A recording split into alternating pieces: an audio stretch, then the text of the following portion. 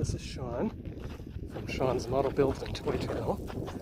And where I am today is just off a park trail in La Prairie, Quebec.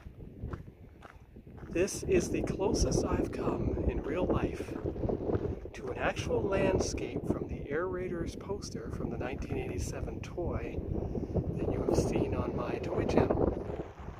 I discovered this area 3 years ago when I first lived here in Quebec, and I decided that on this visit, which is just after my hobby club meeting, that I would actually take a little tour around the area and show